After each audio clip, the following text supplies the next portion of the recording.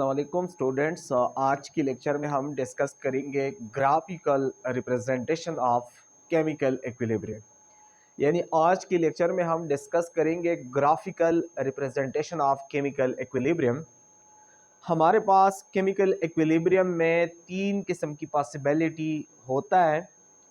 ऐसा chemical equilibrium भी exist हो सकता है कि जिसमें रिएक्टेंट कंसेंट्रेशन ग्रेटर हो देन प्रोडक्ट कंसेंट्रेशन।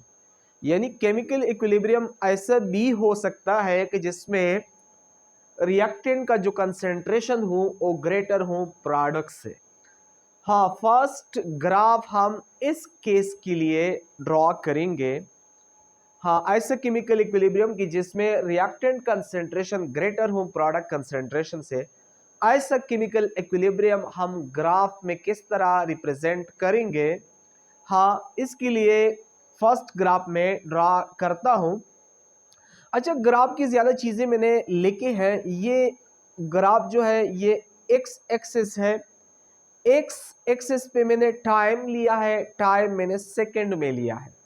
हाँ, आप लोग टाइम मिनट में भी ले सकते हो, हावर में भी ले सकते हो, यानी आवर में भी ले सकते हो, घंटों में।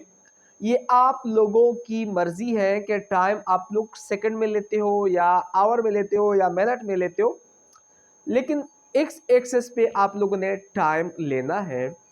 हाँ, कंसंट्रेशन जो है वो वाई एक्सिस पे लेना है, वाई एक्सिस पे कंसंट्रेशन को लेना है। हाँ, कंसंट्रेशन की यूनिट है मोल पर डीएम क्यूब। कंसंट्रेशन मैंने शॉर्ट लिखा है, आगे ब्रैकेट में बंद किया है मोल पर डीएम क्यूब। मतलब कंसंट्रेशन की जो यूनिट है वो ये है, यानी 0 मोल पर डीएम क्यूब, 1 मोल पर डीएम क्यूब, 5 मोल पर डीएम क्यूब, इस तरह 9 मोल पर डीएम क्यूब, 10 मोल पर डीएम क्यूब। इस तरह वाई एक्सिस में इस तरह ऊपर की तरफ इस तरह कंसंट्रेशन इंक्रीज होता है। देख सकते हो 0 1 इस तरह 2 मोल पर डीएम क्यूब, 4 मोल पर डीएम क्यूब, 5 मोल पर डीएम क्यूब, 6 मोल पर डीएम क्यूब, इस तरह 9 मोल पर डीएम क्यूब, 10 मोल पर डीएम क्यूब। यानी इस तरह कंसंट्रेशन जो है वो इंक्रीज होता है वाई एक्सिस में। यहाँ पे टाइम तो मैंने सेकंड में लिया है, 0 second, 10 second, 30 second, 60 second. 0 second तब होता है जब रिएक्शन स्टार्ट ना हो।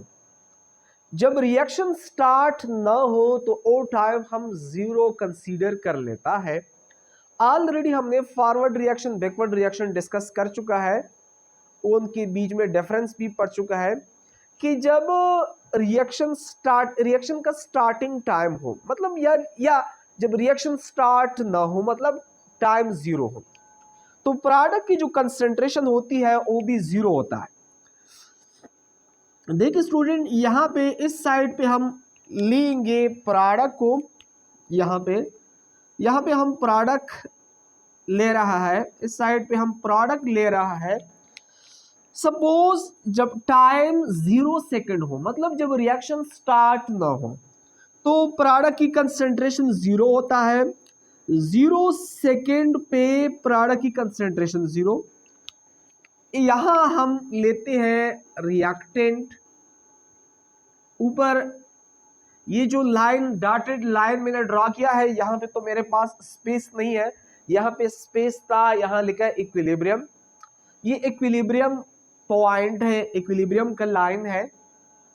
अच्छा, मैंने इस इक्विलिब्रियम लाइन के ऊपर रिएक्टेंट लिखा, नीचे प्रोडक्ट लिखा, बताया कि जब टाइम 0 हो, मतलब कि रिएक्शन जब स्टार्ट ना हो, तो प्रोडक्ट कंसंट्रेशन जरूरी बात है कि 0 होगा।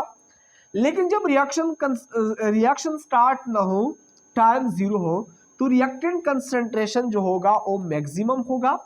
सपोज हमारे पास जब टाइम 0 है, रिएक्टेंट का कंसंट्रेशन 10 मोल पर डीएम क्यूब है। जब टाइम 0 है, रिएक्टेंट का कंसंट्रेशन 10 मोल पर डीएम क्यूब है। जब रिएक्शन स्टार्ट होता है, टाइम 1 सेकेंड, 2 सेकेंड, 3 सेकेंड, इस तरह रिएक्टेंट का कंसंट्रेशन डिक्रीज होता है टाइम के साथ साथ। और जो प्रोडक्ट की कंसेंट्रेशन है वो इंक्रीज होता है टाइम के साथ साथ, इस तरह। ये थोड़ा और क्लियरिफाई करता हूं, इस तरह देखिए। इस तरह ग्राफ हम बना लेते हैं ऐसा केमिकल इक्विलिब्रियम कि जिसमें रिएक्टेंट कंसेंट्रेशन ग्रेटर हो प्रोडक्ट कंसेंट्रेशन से, तो उसके लिए हम ऐसा ग्राफ ड्रॉ करते हैं। इसका क्या मकसद है स्टूडेंट्स, देखिए यहां पे देखिए, यहाँ इस पॉइंट को जब टाइम जीरो था प्रोडक्ट की कंसेंट्रेशन जीरो, जब टाइम इस तरह इंक्रीज हुआ, सपोज यहाँ पे 8 सेकेंड, तो इसका कंसेंट्रेशन देख ले 1 मोल पर डीन क्यूब हुआ। इस तरह जब कंसेंट्रेशन सपोज सारी जब टाइम 15 सेकेंड हुआ, जब टाइम 15 सेकेंड हुआ तो इसका कंसेंट्रेशन सपोज स्टूडेंट्स देख ले, सपोज 2, यहाँ पे 2 आ जाता है, सपोज 2 मोल पर डीन क्यूब। इस तरह जब टाइम 30 सेकेंड हुआ तो कंसेंट्रेशन और भी प्रोडक्ट की बढ़ गई। कंसेंट्रेशन देके सपोज यहाँ पे सपोज हमारे साथ 2 है, यहाँ पे 4 है, यानी जब टाइम जीरो था प्रोडक्ट की कंसेंट्रेशन जीरो, जब टाइम तकरीबन 8 सेकेंड, यहाँ 10 से थोड़ा इधर है, 10 से थोड़ा इधर मैंने यहाँ लिखा, जब टाइम सपोज 8 सेकेंड हुआ तो प्रोडक्ट की कंसेंट्रेशन ज़्यादा हुआ। इस तरह जब कंसेंट्रेशन यहाँ पे सपोज टाइम जो है यहाँ पे सपोज 15 सेकेंड है, जब टाइम 15 सेकेंड हुआ तो प्रोडक्ट की कंसेंट्रेशन 2 मोल पर डीन क्यूब हुआ। इस तरह जब टाइम 30 सेकेंड हुआ प्रोडक्ट की कंसेंट्रेशन 4 तक पहुंच गई। इस तरह टाइम के साथ साथ जो रिएक्टेंट कंसेंट्रेशन है वो डिक्रीज होता है, और रिएक्टेंट कंसेंट्रेशन क्या होता है, डिक्रीज हो जाता है। किस तरह, जब टाइम जीरो था तो उस वक्त रिएक्टेंट की कंसेंट्रेशन 10 मोल पर डीन क्यूब थी। जब टाइम इस तरह चलता रहा 1 सेकेंड 2 सेकेंड, तो आहिस्ता आहिस्ता प्रोडक्ट रिएक्टेंट तो प्रोडक्ट में तब्दील होता रहा। मतलब जब रिएक्शन स्टार्ट हुआ तो रिएक्टेंट तो कन्वर्ट होना शुरू हुआ प्रोडक्ट्स को, इसी वजह से प्रोडक्ट की इसी वजह से रिएक्टेंट की कंसेंट्रेशन टाइम गुजरने के साथ रिएक्टेंट की कंसेंट्रेशन डिक्रीज होता है। टाइम जब स्टार्ट होता है रिएक्टेंट का कंसेंट्रेशन इसलिए डिक्रीज होता है कि वो प्रोडक्ट को कन्वर्ट होता है। यहां पे टाइम ज्यादा होने से प्रोडक्ट का कंसेंट्रेशन इसलिए बढ़ता है क्योंकि रिएक्टेंट प्रोडक्ट को कन्वर्ट होता है, प्रोडक्ट बनता है। लेकिन टाइम के साथ साथ तो रिएक्टेंट एक्चुअली क्या होता है, रिएक्टेंट प्रोडक्ट को कन्वर्ट होता है। इसी वजह से टाइम ज्यादा होने के साथ साथ प्रोडक्ट रिएक्टेंट की कंसेंट्रेशन डिक्रीज होता है। सपोज यहाँ पे जब टाइम जीरो था, जीरो सेकेंड पे, यानी अगर हम देख ले तो रिएक्टेंट की कंसेंट्रेशन 10। इस तरह जो 9 मोल पर डीन क्यूब है, 9 मोल पर डीन क्यूब कंसेंट्रेशन रिएक्टेंट का है। टाइम देख ले कि टाइम क्या था, टाइम यहाँ देख ले स्टूडेंट्स, टाइम सपोज 8 सेकेंड।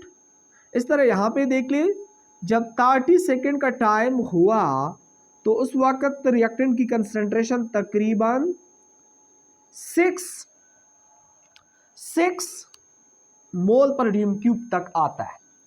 लेकिन शार्ट बात ये याद रखे, यानी यहां पे 30 सेकेंड पे, सपोज 30 सेकेंड पे जब टाइम 30 सेकेंड हुआ तो रेट ऑफ फॉरवर्ड रिएक्शन बराबर हुआ रेट ऑफ बैकवर्ड रिएक्शन। जब रेट ऑफ फॉरवर्ड रिएक्शन और बैकवर्ड रिएक्शन बराबर हो जाए, 30 सेकेंड पे बराबर हुआ सपोज, तो लाजमी बात है कि रिएक्टेंट कंसेंट्रेशन और प्रोडक्ट कंसेंट्रेशन ये रिमेन कांस्टेंट होगा, रिमेन कांस्टेंट होगा। लेकिन कांस्टेंट होगा, लेकिन 30 मैंने क्या कहा कि सपोज 30 डिग्री सेंटीग्रेड पे प्रोडक्ट रेट ऑफ फॉरवर्ड और rate of forward reaction and rate of backward reaction बराबर हो गए। जब फॉरवर्ड और बैकवर्ड रिएक्शन की रफ्तार इक्वल हो जाए तो रिएक्शन क्या होता है, रिमेन कांस्टेंट हो जाता है। जब रिमेन कांस्टेंट हो जाता है तो लाजमी बात है कि सपोज मैंने कहा कि 30 सेकेंड पे रेट ऑफ फॉरवर्ड और बैकवर्ड रिएक्शन बराबर हो गए, तो दोनों की कंसंट्रेशन 30 सेकेंड पे देखे प्रोडक्ट की कंसंट्रेशन कितना है, 30 सेकेंड पे देखे प्रोडक्ट की कंसंट्रेशन है 4 मोल पर डीएम क्यूब। 30 डिग्री सेंटीग्रेड पे देखे रिएक्टेंट का कंसंट्रेशन कितना है 6 मोल पर डीएम क्यूब। यानी 30 सेकंड पे, सॉरी मुझसे 30 डिग्री सेंटीग्रेड बोला जाता है, सॉरी करता हूं। 30 सेकंड पे रेट ऑफ फॉरवर्ड रिएक्शन और रेट ऑफ बैकवर्ड रिएक्शन बराबर हो गए, लेकिन यहां पे मैंने क्या बताया कि 30 डिग्री सेंटीग्रेड पे प्रोडक्ट की कंसंट्रेशन कितना आता है 4 मोल पर डीएम क्यूब। 30 सेकंड पे रिएक्टेंट का कंसंट्रेशन कितना है 6 मोल पर डीएम क्यूब। हाँ, इस टाइम पे दोनों रिएक्शन की फॉरवर्ड बैकवर्ड रिएक्शन की स्पीड इक्वल हो गए, लेकिन कंसंट्रेशन प्रोडक्ट का कम है, रिएक्टेंट का ज्यादा है। हाँ, ये केस है कि ऐसा केमिकल इक्विलिब्रियम कि उसमें रिएक्टेंट कंसंट्रेशन ग्रेटर हो, प्रोडक्ट कम हो, तो उसके लिए इस किस्म की ग्राफ बनाएंगे। हाँ, इस किस्म की, ये प्रोडक्ट ये रिएक्ट, इस साइड टाइम, इस तरह टाइम इंक्रीज होता है, इस साइड पे कंसंट्रेशन, इस तरह कंसंट्रेशन इंक्रीज होता है। ठीक है स्टूडेंट, आगे हम केस नंबर 2 की तरफ आ जाते हैं। हाँ, हमारे साथ ऐसा केमिकल इक्विलिब्रियम भी अवेलेबल है, हो सकता है, पॉसिबल है कि उसमें रिएक्टेंट कंसंट्रेशन और प्रोडक्ट कंसंट्रेशन इक्वल हो। हाँ मेरे प्यारे स्टूडेंट्स, याद रखिए कि कंसंट्रेशन जो है, कंसंट्रेशन ये केमिकल इक्विलिब्रियम की चैप्टर में हम स्क्वायर ब्रैकेट के साथ रिप्रेजेंट करते हैं। कंसंट्रेशन के लिए हम केमिकल इक्विलिब्रियम की चैप्टर में स्क्वायर ब्रैकेट भी लिखता है। इसी वजह से यहाँ आर का मतलब रेट नहीं है, आर का मतलब रिएक्टेंट, स्क्वायर ब्रैकेट का मतलब रिएक्टेंट कंसंट्रेशन, इक्वल मतलब बराबर है प्रोडक्ट कंसंट्रेशन। ऐसा केमिकल इक्विलिब्रियम कि जिसमें दोनों कंसंट्रेशन बराबर हो, तो उसके लिए हम ग्राफ इस तरह बनाते हैं। ये तो कहानी दोबारा एक्सप्लेन करने की जरूरत नहीं है। जब टाइम 0 होता है प्रोडक्ट रिएक्टेंट कंसंट्रेशन मैक्सिमम होता है। जब टाइम 0 होता है 0 सेकेंड, रिएक्टेंट कंसंट्रेशन मैक्सिमम होता है। लेकिन टाइम स्टार्ट होने के साथ साथ, टाइम गुजरने के साथ साथ रिएक्टेंट कंसंट्रेशन इस तरह डिक्रीज हो जाता है।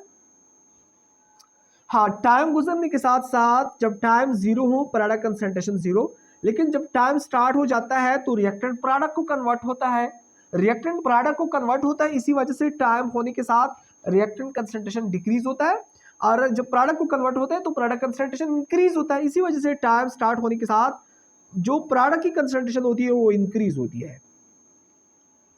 ये देख स्टूडेंट, ये नीचे वाला लाइन प्रोडक्ट के लिए मैंने बना लिया, और ये ऊपर वाला रिएक्टेंट के लिए हुआ, ये रिएक्टेंट के लिए ये प्रोडक्ट।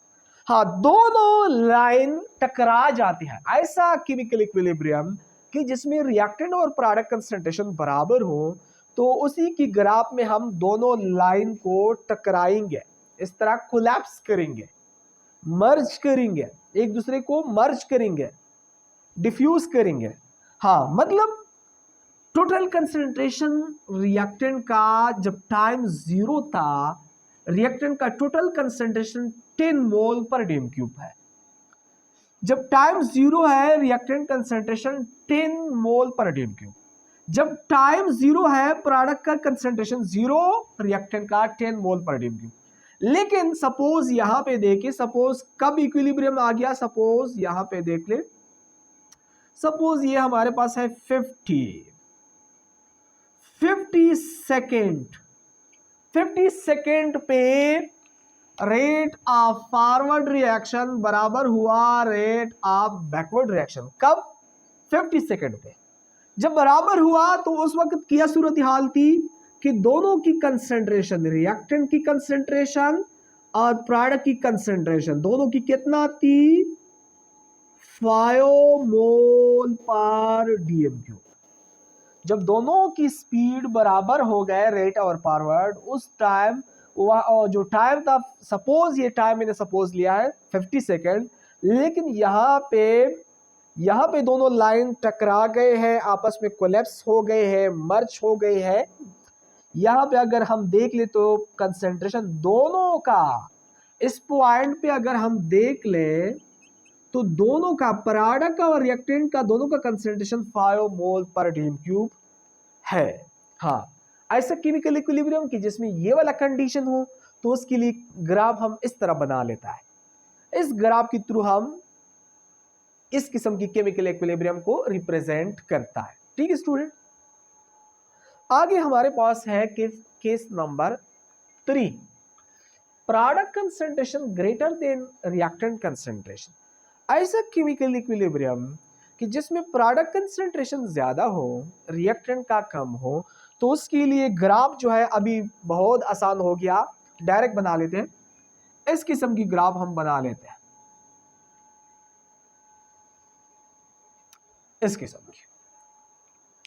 देखिए, जब टाइम 0 था, प्रोडक्ट ये लाइन जो है, ये वाला गौर से देखें, ये लाइन जो है इस तरह जो ऊपर गया है, ये हमारे पास है प्रोडक्ट, और ये ऊपर से जो नीचे करो लाइन आया है, ये है सपोज हमारे पास रिएक्टेंट, ये है रिएक्टेंट। जब टाइम 0 था, प्रोडक्ट कंसेंट्रेशन कितना? 0। जब टाइम 0 था, रिएक्टेंट कंसेंट्रेशन कितना? 10 मोल पर डीएम क्यूब। लेकिन जब टाइम स्टार्ट हुआ, जब सपोज इक्विलिब्रियम कब आ गया? इक्विलिब्रियम सपोज 60 सेकेंड पे आ गया। 60 सेकेंड पे रेट ऑफ फॉरवर्ड रिएक्शन बराबर हुआ rate of backward reaction, equilibrium आ गया। तो उस वक्त रिएक्टेंट कंसेंट्रेशन कितना था? सपोज रिएक्टेंट कंसेंट्रेशन यहां है ना, यहां रिएक्टेंट कंसेंट्रेशन सपोज हमारे पास यहाँ पे लाइन टकराती है, यहाँ पे टकरा जाती है, सपोज 4 मोल पर डीएम क्यूब, इतना है। ये तो रिएक्टेंट का लाइन है। 30 सेकेंड पे इक्विलिब्रियम आ गया। हाँ, यहाँ पे देखे कि कितना है रिएक्टेंट कंसेंट्रेशन? 4 मोल पर डीएम क्यूब। हाँ, प्रोडक्ट की देखे, प्रोडक्ट की कितना है? सपोज यहाँ पे 6 है, 6 मोल पर डीएम क्यूब। हाँ, ऐसा केमिकल इक्विलिब्रियम के जिसमें प्रोडक्ट का कंसेंट्रेशन ग्रेटर हो रिएक्टेंट से, उसके लिए हम ग्राफ इस तरह ड्रॉ करते हैं, प्लॉट करते हैं। ठीक है स्टूडेंट, नेक्स्ट क्लास में हम डिस्कस करेंगे homogeneous chemical equilibrium and heterogeneous chemical equilibrium. ठीक है स्टूडेंट्स।